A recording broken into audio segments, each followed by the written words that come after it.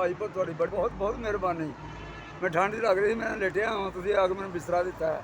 ਅੱਲਾਹ ਪਾਕ ਤੁਹਾਡੀ ਬਹੁਤ ਬਹੁਤ ਇਜਾਜ਼ਤ ਕਰੇ। ਬਹੁਤ ਮਿਹਰਬਾਨੀ।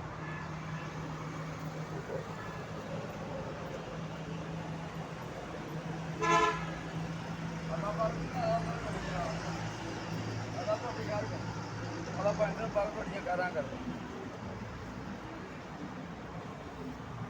ਅੱਲਾਹ ਪਾਕ ਪੂਰੀ ਨਜ਼ਰ ਤੋਂ ਬਚਾਓ।